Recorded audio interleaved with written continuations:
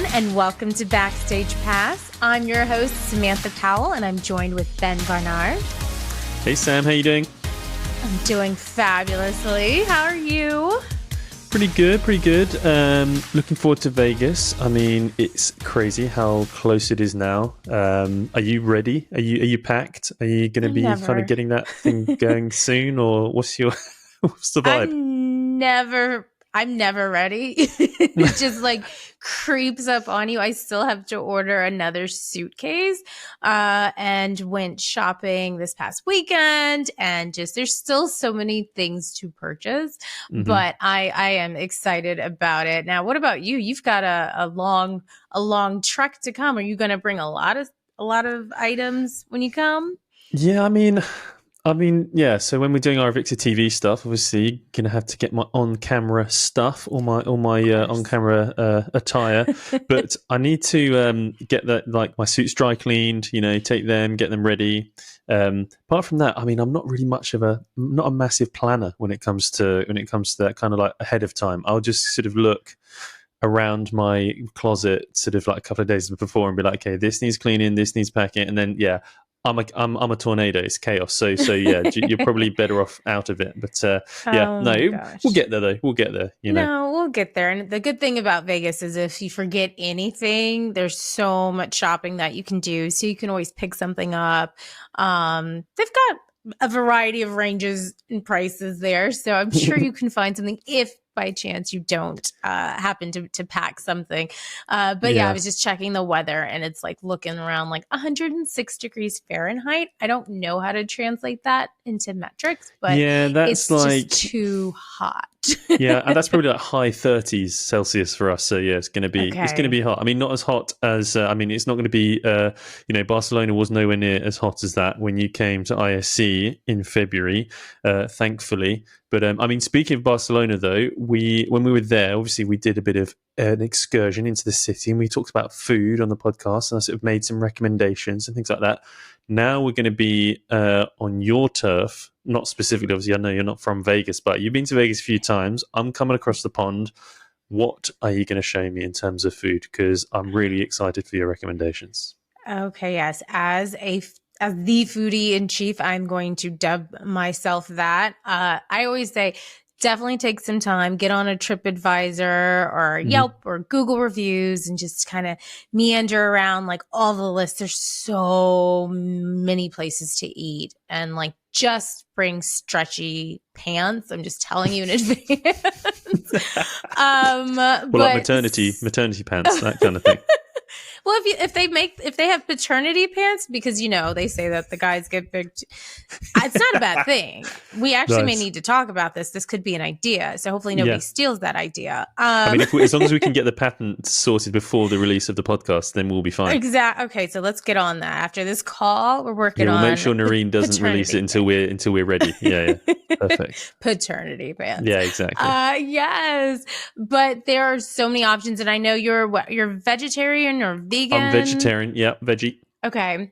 So there is a really great new restaurant that I heard about. It's in Resorts World. It's called Crossroads. And so my understanding, it's the first fully plant-based, like Italian Mediterranean restaurant. Oh, cool. And I had the chance to walk by it. It's gorgeous, like super fancy, high end. So you'll definitely want to check that out. I eat everything, like meat and more meat. So, so if anybody's watching and, they love like a good steak or so, I've heard about the Golden Steer, and I actually was able to get a reservation. And like, this is one of those places that takes months to get in. Wow. Nice. Good job. So that's on Thursday of the show. So Friday, if I'm like having the meat sweats during our taping, it's because I ate like a massive steak and a huge like lobster. They have like this Australian lobster tail thing. So yeah, Golden Steer. It's probably not your thing, but really great. I'll probably Golden Steer clear of that restaurant, but wordplay. Yeah, there you amazing. Go. But you did mention, I think you mentioned before, Grimaldi's is like a pizza place. Is that right? Yes, so that's in the Venetian. It's at the top level. It was a little tricky to find when I went, but it is amazing. The pizzas are fantastic. They've got really great bruschetta, so and very different, like various kinds. So definitely check out Grimaldi's. I always say, like Vegas, you're in the convention center or you're in the hotels or the casinos all day. It's really nice, even though it's going to be like sweltering hot. There are a few places just to go outside and just get some fresh air. And they also offer, obviously, like a variety of food. So one of those is Mon Ami Gabi, and that's at the Paris Hotel. So it's right across from the Bellagio fountain. So you can check out the fountains while you're getting some fresh air. And then it's a little secret spot that I'm sharing with everybody, which I should keep to myself, but because I'm so like just nice like that. Ocean Prime. So that one's near the Cosmo. So also, and that one's like high up. You can see all of Las Vegas. It's a really, really nice place. So many places. I can't imagine that you wrote everything down or can remember them all, but well, luckily I can listen back to this podcast, can't I? I can watch it as well, so I can, because it's going to be released before we get there. So that's perfect. But I've got it on my mental checklist. So pack for the show, get my suits dry cleaned, go to all these amazing restaurants, and also get the patent sorted for the paternity pants before Narin releases the podcast. And speaking of Narin, our good friend, colleague, and producer of this podcast, he actually spoke to Alexandre Simionescu, CEO of Realmotion, today for our segment. Now, Realmotion, they power responsive multimedia installations of all scales, both permanent and temporary, and built at the intersection of game engines and media servers. Realmotion provides the solution to produce, deliver, and operate responsive environments. So let's have a look at their conversation. Let's take a look.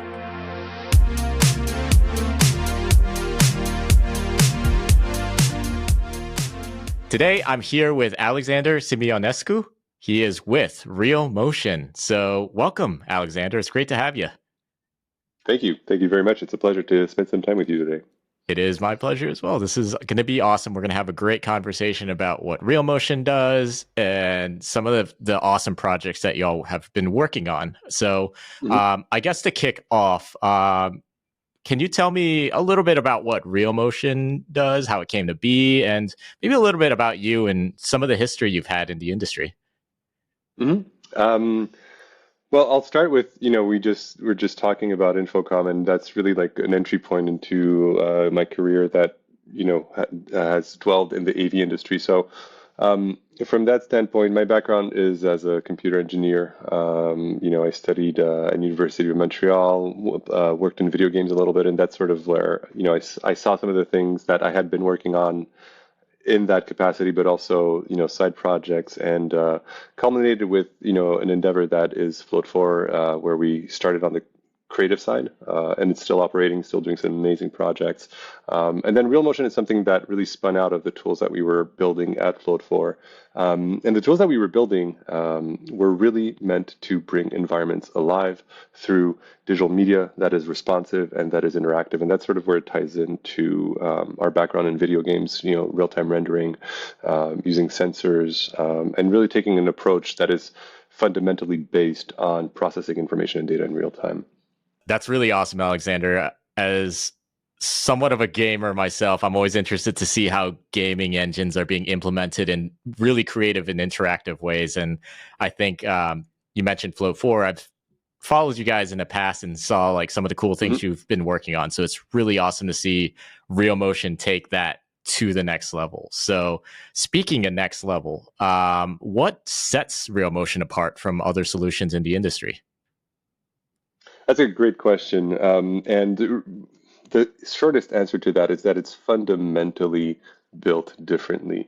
A lot of the other solutions that we see out there, and that have been solving problems for a good amount of time, were really built to play video first. Realmotion stemmed from people who build game engines, among other things, but it's really anchored in real-time processing of data, whether it's imagery, for what you output on the screens, but also how we capture data from an environment, and all the native features that we have in Realmotion that are about capturing what's happening in an environment is fundamentally very different than how the architecture of a lot of other solutions are built. And so we have just a fundamentally different DNA that brings us to approach things, differently. And one of the main things is I remember one of the first things that we were developing without even thinking of what Realmotion didn't even exist, but we were really porting a lot of things that we would do on CPUs onto GPUs. One of the first things was a fluid solver to create like the cool smoke effect, and to benefit from the performance that you get through parallel processing, which is what GPUs are really, really great at. And this is, one of the most fundamental thing that makes us different, and ultimately that translates into performance and capabilities that you don't necessarily have as part of just a native way in which the software is built when you look at other options. Absolutely. Now, you mentioned different capabilities of what Realmotion's able to take advantage of. So how does Realmotion leverage both game engine technologies and media server capabilities to enhance user experiences? Well, from the game engine portion, we think of it as a hybrid, right? And think of a game engine as an entity that has a sort of DNA, right? And then as another type of product that is more in the AV world, right? That has a different type of DNA. They don't come from the same origins. Game engines weren't born in the world of AV, and so they have some things that are very foreign. So ultimately, when the parallel that I'm making is we created a hybrid, and that hybrid comes from our knowledge of how game engines are built, because we used to build them ourselves. So looking at what are the pieces that we saw from game engines that were really useful for AV applications, right? Because a game engine will still remain a game engine. The main purpose, and that's why it's called a game engine, is to build a video game. Video games, while they do have some overlaps with some of the needs that you have in AV, they also have a lot of differences that, from a workflow standpoint, or just from, the way that you communicate, certain types of data or things like that, like standards are different and so on and so forth. So there's still a lot of work that needs to be done to adapt to that solution that's natively made for a game. And so taking what we know of what makes game engines great, but applying that knowledge to build a product that is meant for the world of AV, right? And so this is, the experience and the skill sets that our team has contributed to over the years. And we're talking about, a total of almost 10 years of development on this. So we've gone through iterations of, I was jokingly saying earlier to someone, I don't even know if I'm pretty sure there's like not a remnant of code from what we originally wrote that is still in there. So it's been rewritten a couple of times as well. So yeah, it's understanding how to build game engines, but applying that knowledge to building an AV product. Excellent. It just sounds like a lot of great evolution through the years, right? Like as things are just advancing in technology, whether in game engines or display technology or anything like that, things have to kind of move up linearly, right? There is a linear element to the whole thing, for sure. Awesome. So what I'm really curious to see is I know Realmotion's, there's some great examples of how their capabilities are being showcased pretty prominently. So could you share with us some of the cool projects that y'all have worked on over the years? Well, over the years, we're going to need a lot more time than this, but I'll shortlist a couple of them. And I'm here in New York, and looking at the Statue of Liberty is one of my favorite projects, because it's a good example of all the different ways in which Realmotion can be used. So in one circumstance, it's being used to power the projection bays, where there's 3 movies that are projected on screens, on curved screens. So, very typical playback type of application. But then where it starts to really sets itself apart a lot more is when we're looking at some of the generative content that's playing in there.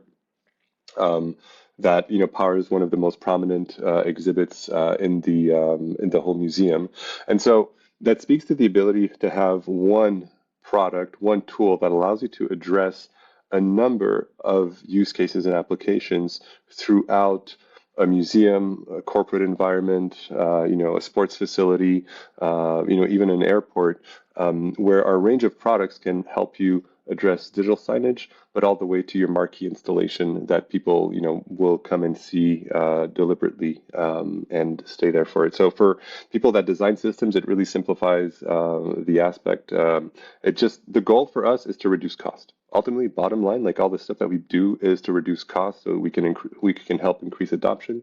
And that is done through these the different approaches in terms of performance, but also the wide range of applications. So that is one of them. One of the ones that we really pushed the limits in terms of our tracking technology was the Orlando Airport projects. That one we're very proud of. It's a great example of what we can do when we're talking about high performance, both in terms of playback and both in terms of linear playback, but also interactive media playback. Also in terms of tracking, we've developed, as far as I know, like one of the most advanced, if not the most advanced, publicly available tracking solution that allows us to do markerless tracking, on dozens of subjects simultaneously within the confines of that installation, and to a degree that, the first iteration of the content that was developed scratches the surface in terms of the capabilities of that system, which I think is where you really want to be when you invest money in infrastructure like that, is that your first iteration of content shouldn't max out the capability of the system. It should be, maybe not scratching the surface, but it should give you ample room to grow and do things that you didn't think were possible when you first set out to do it. Another one, Adobe headquarters, the Founders Tower. We're very proud to have our systems power a number of the installations that are in there. That's another, one that I'm very fond of. And then, there's a Brooklyn Paramount Theater. We just delivered not too long ago a beautiful projection system that has 7 projectors that are mapping this beautiful ceiling. I think that thing was originally built like in the 30s, so they don't build them like they used to. The amount of detail that's in that ceiling makes it a beautiful canvas for projection.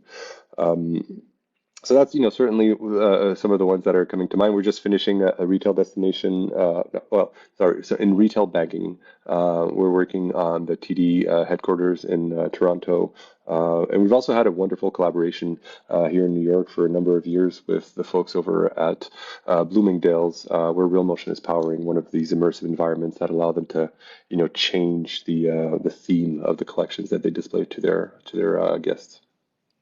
Awesome. You absolutely love to see it. That sounds like a lot of cool things that are popping up now. There's one thing in particular. We heard there's going to be some kind of big launch happening this summer. So I was wondering if you can provide our audience with some insider information on what they can expect.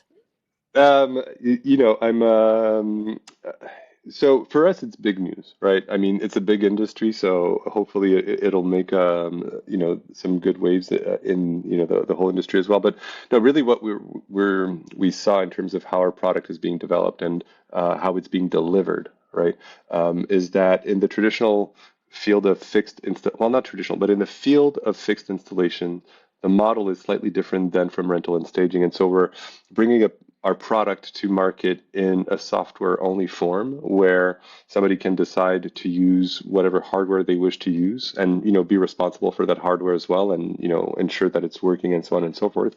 And we found that that's a lot more in line with some of the demand from rental and staging.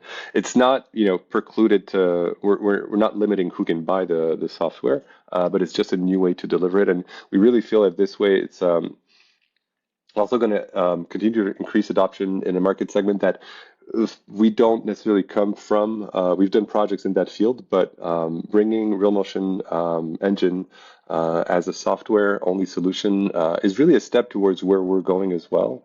And I think we'll talk a little more about that as well. But it's a step in that ladder.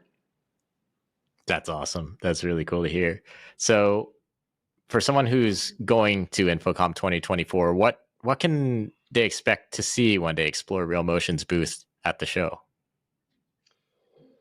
Well, as you're approaching the booth, when you're going to see that there's so many people around it, hopefully. But Now, what they can expect to see is, demos of what it can do in a variety of contexts. I think one of the wonderful things when you're going to see, if you're completely unfamiliar with the platform and you see the range of projects that it powers, we were just talking about a few mentions, but some other that came to mind are the Guitar Hotel in Orlando, in Hollywood, Florida. It's just a variety of applications that are using the same platform. And I think that's one of the main things that allows you to, for example, a system designer, to not have to scratch your head between 3-4 different products. You have one product range that can cover a lot of your digital touch points in your environment. And so you'll see how we use interaction. You'll see how we use real-time content. You'll see how we use different types of sensors. You'll see how we use it. You'll see we'll be doing demos and things like that about what the UX is like and different types of practices. So and you'll see people that really love what they do and are really passionate about bringing new tools into a new field that is currently developing. So we're very excited about it. So Alexander, if we were to find you on the show floor, where can we find you? So you can find us at booth W558, and we're looking forward to welcoming you. Excellent. Looking forward to seeing you there. The last question I want to ask you is a fun one. I mentioned it's a few. Yeah, fun's good. We've had fun today, so we're going extra fun now. So so what I want to ask you is, you've been to several shows. I've been to several shows. For someone who's going to the show for the first time, what advice would you give to them? It can be about the show itself. It could be about Vegas. What do you have for our audience here? Okay. So I think from that standpoint as well, the classic bring shoes that, I think it's maybe an obvious one, but really one of the things is leave time to explore. So there's definitely a lot of things to see, and most people will plan their visit according to their own interests. But there's one of the great things about InfoComm is the things that you discover without necessarily expecting to see that at that show.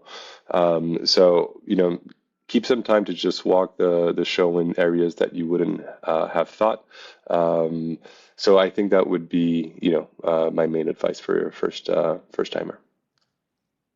That is fantastic advice, just because it's such a huge show, right? I think my very first show. It is a very big show.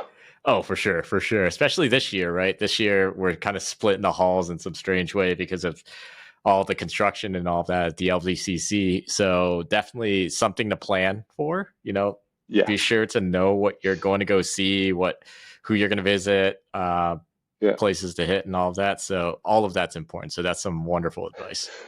And the other thing I'll add real quick, when it takes place in Orlando, make sure to understand which one's the South and which one's the West concourse, because they're not the same, and it's really easy to mistake them, and then you're walking for 20 minutes.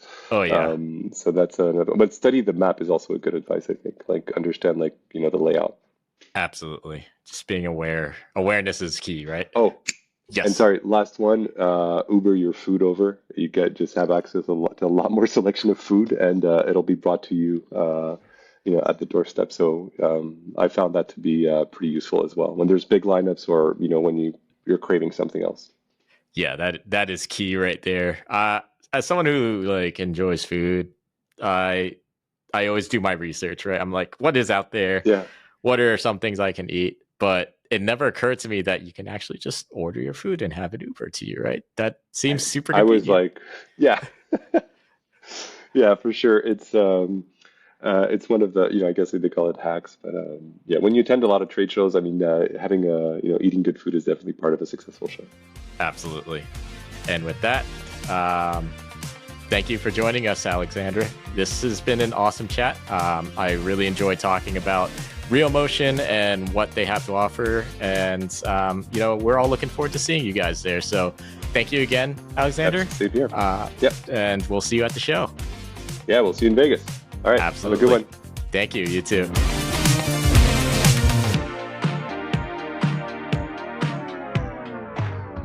Well, that was a great interview with Narin and AVIXA's award-winning production team. And shout out to Alexandre with Realmotion. I can't wait to check out their booth and see some of those demos that they're going to have there. Yeah, fantastic. They're going to have some demos. They're going to be some interactive stuff going on as well. So, yeah, if anyone's in that area, West Hall, I think it is, go down and check out their booth. It's it's going to be very, very, very cool. Looking forward to it. Definitely. And I loved his little tidbit about Uber Eats and delivering it to the show. Like, that makes so much sense because waiting in those lines sometimes is a nightmare. So. Yeah, and convention center food, can get a bit samey. So always good to increase your options. Well, this is, the next time we see each other, Sam, we're going to be in Vegas. We're going to be recording a podcast at the show in person. We haven't done that since, ISE earlier this year. It's going to be, it's going to be amazing to see each other in person. Are you ready? Are you ready for the show, do you think? I am getting there. It's still a little like, oh my gosh, it's really happening. But the excitement, it's definitely growing. Like, my calendar is getting, full of meetings and AVIXA TV. And no, I'm just really excited. Hopefully you haven't grown anymore because no, I think I've finished that. Okay, yeah, because you're really tall. So, doing the whole look up and scenes next to you, no. But it's always a great time filming with you. I can't wait. I know we start Tuesday, June 11th, all the way through the 14th. So hopefully lots of people come out and either watch us in person or stream it live. So really excited about that. Are you ready for it? I'm ready. I'm getting there. The excitement's building, seeing loads of stuff online about people, getting ready their road to InfoComm and all that kind of stuff. It's great. So really looking forward to it. AVIXA TV booth, that's where we're going to be recording the podcast. That's where we're going to be doing the shows Tuesday to Friday. Super excited to see you, the whole team, all of our guests as well. It's going to be a really great time. So really looking forward to it. And we look forward to seeing all of our viewers, our listeners on the next episode of Backstage Pass. But until then, I'm Ben Barnard, this is Samantha Powell, and we will see you on the next one. See you at InfoComm.